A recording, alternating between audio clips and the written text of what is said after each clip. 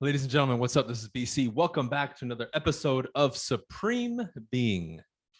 It is Wednesday, September 22nd, 2021. Huge shout out to my real estate team, Team BC. Love you guys. Join teambc.com if you're interested. You guys want to talk to me and my partner about eXp Realty and you want to join and you're in real estate, partner with teambc.com. And lastly, Modern Success. I have tier 1. I now have tier 2. You guys are looking to get more support from me, coaching, live events, weekly coaching calls, products, private groups, all that fun stuff. BrianCasella.com, or you can follow the links on all my social media. All right, let's begin. I want to talk about something that's very important today and something that I think everybody needs to learn to do. And what I'm referring to is this.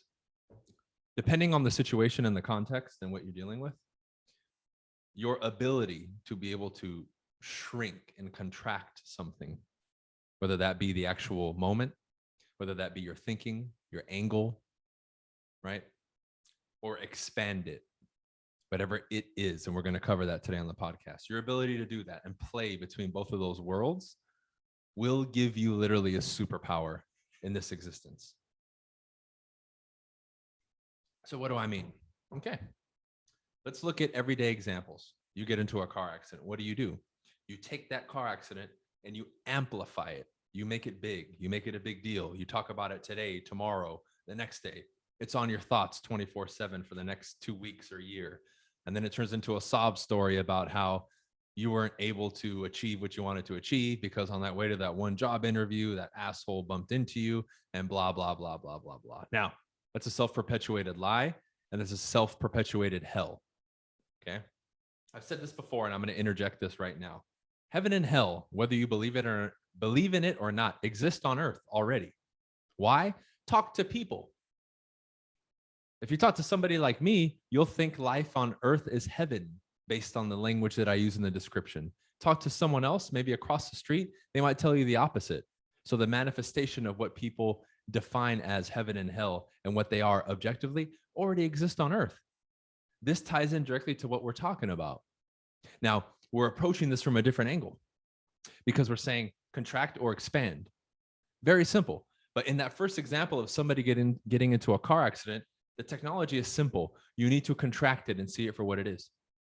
You're exploding it in the wrong way. If I am going to explode that, let me show you how this dynamic works. Then I'm going to say, you know what? In this infinite world of possibilities and my future, this is just one little moment. Yeah, it sucks, but it's a little blip in the radar of what's coming, what's happening now, and what the future holds. Stop making it a big deal, dude.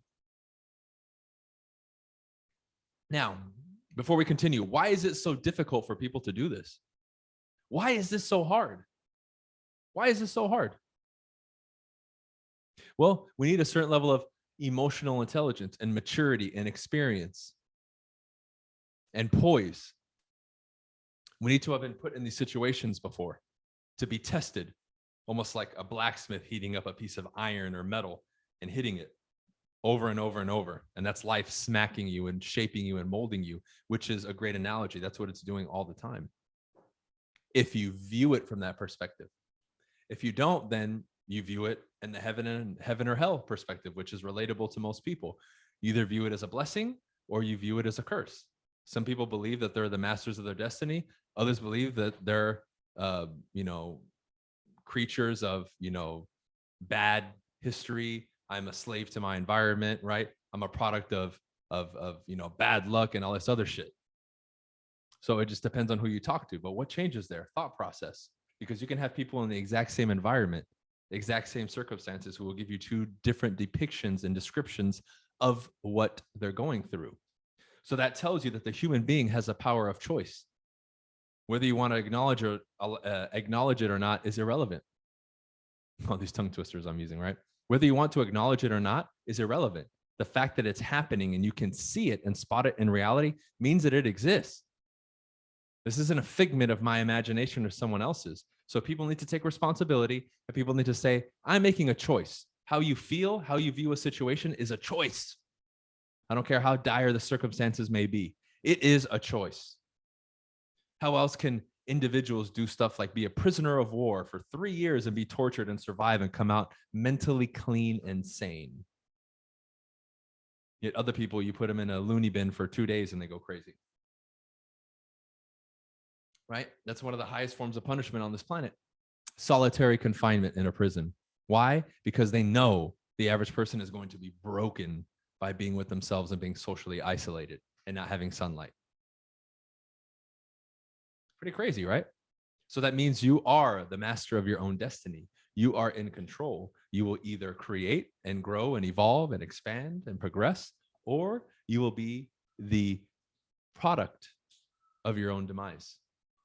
You will cause your own demise. So I don't want to go, too much on a tangent, but we either need to contract or we need to expand.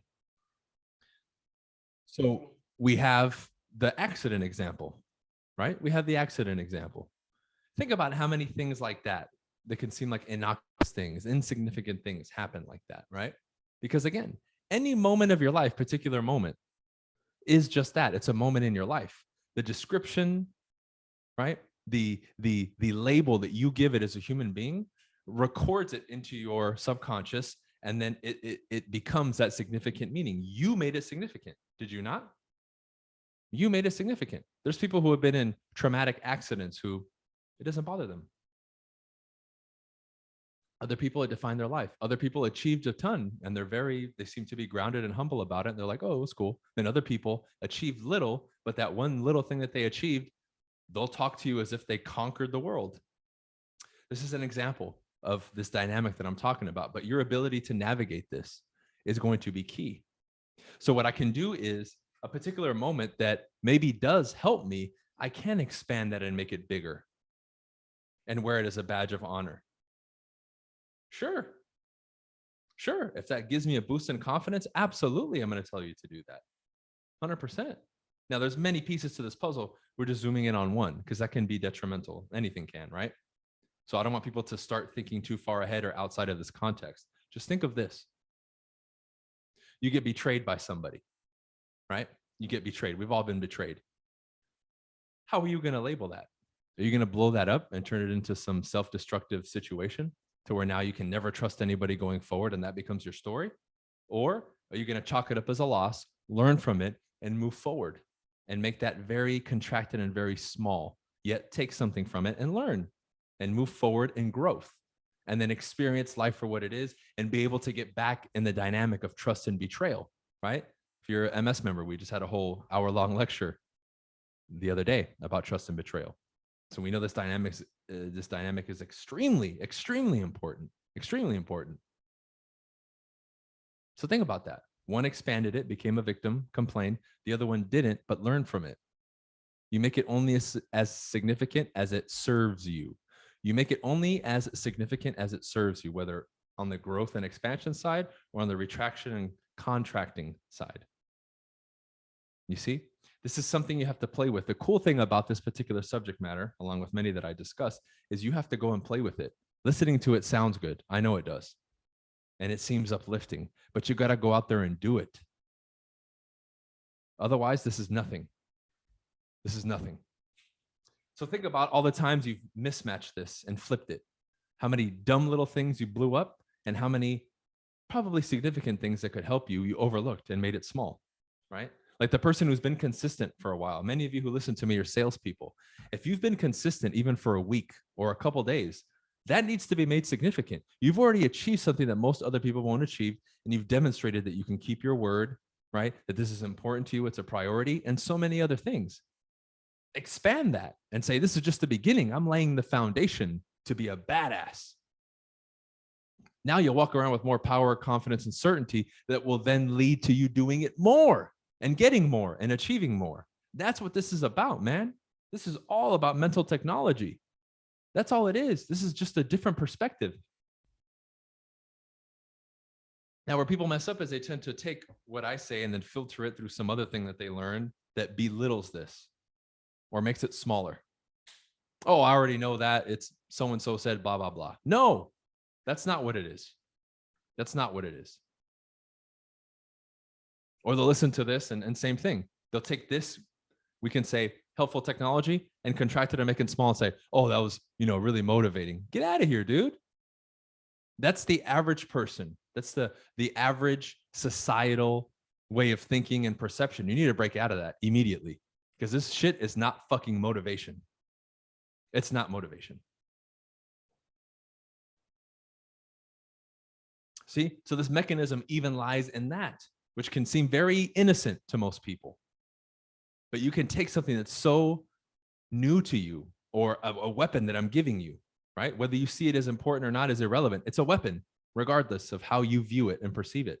And you can belittle it or make it bigger simply in the words that you use to describe it. Isn't that incredible? Because then it gets put into a certain portion of your brain, either important, non-important. I'm going to go back to it. This changed my life, blah, blah, blah, whatever, right? Whatever you decide.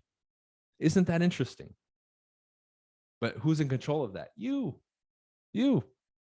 Now, what are some of the cool things we can do with this? Wow. Well, how about that next meeting that you have that you're really putting a lot of pressure on yourself for? Understand, say, hey, this is one of many meetings. Whether it goes good or bad, I'll survive. I'll be okay. Do I want it? Sure. Is it the end of the world? No. Now, you still prepare for it, of course, and you be ready to rock the fucking show. And if you're presenting, right, you're going to give the best fucking presentation ever, of course. But you got to use your mind to your advantage. If it's all this one moment and it's this, you're going to buckle under the pressure. You're going to put too much on yourself. And that's what a lot of people do. All the top dogs and athletes, yes, they know it's important, but man, they're in that flow state. They're not attached. They know about what I'm talking about. They may not be able to describe it to you, but it's probably something that they're innately doing. Now, they would be more powerful if they knew what it was and they could describe it, because then they can play with it more and they can teach it. But this is how you start using this stuff in a practical way. Another thing I can do is maybe take a moment where like I hang out with somebody, right? And then I can say, you know what? I want this moment, even though it may seem insignificant to the other person.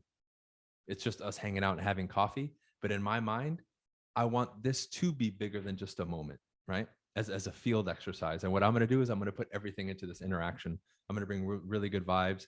I'm going to really run the conversation. I'm going to make sure that person has such a great experience in our 30-minute lunch or meeting or whatever it is, that they're going to leave having this imprinted now on their mind saying, oh, that was a special moment. So I turn what could be a regular meeting or face-to-face coffee date, lunch, or whatever. And now I use this mechanism in another creative way to create an experience for somebody else and me, because it's fun. Because then maybe it was so cool that I remember it. And I'm like, oh man, that was great. I had a really good time with so-and-so. You see, this mechanism can be flipped, changed, worked, used, and really determined by that use based on your creativity level and where you're going to take it, right? To me, there's no boundaries and limits in the way of thinking. That's why some people can listen to some of the stuff and think it's kind of out there, or maybe he's kind of crazy. I'm not. I'm not in the same box as most people in regards to ways of thinking. And I'm okay being a little scattered brained and then bringing it back. That's fine. That's fine. Because then through communicating more and throwing the ideas out, it'll stick and we'll figure our way out and we'll be able to navigate it. Not a problem. Not a problem. But I usually flip it. What people make insignificant, I make very significant. Waking up on time, significant. Doing what you say you're going to do, significant. Significant. Because the moment I violate that, that's a bad moment. Where most people are just like, it's everybody. No, that's most people, but not everybody. It's not me. Not me. Definitely not me. What could seem insignificant to somebody else, again, like that example I gave you of meeting that person and coming in with the intention of leaving that lasting impression and memory, man, that's a good one. That's a really good one. That's what you got to focus on. And then same thing. How do you flip a negative to a positive with that? You take what you normally expand and freak out about and focus on, and you make it insignificant. Now, is this easy? Of course not. This is mental technology. None of this stuff is easy. Why? Because you've never done it before, or you haven't been active in this process. But play around with it for the next week or so, and you'll see how cool this is. And it may be difficult at first, but when you really start tuning into this stuff, it can literally feel like a superpower, because you can literally manipulate your own thought process, your own beingness, and all these other things that we believe we don't have access to or control over when you can. This will give you the ability to sit in front of a crowd who's yelling at you, cursing at you, calling you a piece of shit. And you can sit there and smile and laugh genuinely and not be hurt. Reading, social media comments that are haters or trolls, and you laugh, and it literally affects you no way whatsoever. Also, this will allow you to socially be very comfortable if you learn how to use it. It takes all that pressure off, right? Those are just a few examples, but you can do so much with this stuff. And maybe you didn't even think about those examples, but you can. You can, because it harnesses the power of your mind. And this shit, fuck, as I keep exploring it, who knows where the ceiling is on this? And I'm only 35. I'm just getting started. I'm just scratching the surface to this stuff. I'm not even 10 years yet. I'm like 8 or 9 into like personal development and exploring this. I can't imagine if I started when I was a little kid. Wow. Where am I going to be in 10 more years? Crazy to think. So have fun with this, man. Play with it. It also takes the seriousness off life. I've brought that up before to you guys. God damn, everybody's so damn serious. There's a moment in time to be serious, sure. But life is not serious, man. Even the animals, you may not think, but they're having fun and they're doing their thing. They're not serious. They're serious when they have to be. When the lion is chilling, is he serious? No, he's serious when he has to hunt and defend his lionesses or his cubs, right? Or hunt. Yeah, then he's serious, sure. When the moment calls for it. But we got to loosen up. This is a great way and a perspective from a mental standpoint to create an environment within you internally that causes you to relax and not be so serious. This is the thing that governs everything on the outside, or what manifests on the surface for you as a human being. That's the true essence of this. That's what makes this beautiful. It's incredible. And I geek out about this stuff. This is the stuff that I love. This is stuff I like teaching. This is stuff I like molding into people, because it's incredible when you see the results. Imagine if we had a population who could harness this stuff and really embody it and then teach it to the next generation. We wouldn't be dealing with the bullshit we're dealing with now. No, nobody would get away with it. Nobody would buy into it. Look at what's happening in the world right now with this magical sickness going around. You think I'm not harnessing this with that? And what are the results? Peace, tranquility, health, stability, more prosperity, more success. I mean, I'm winning in every category when 99% of people are going the other way.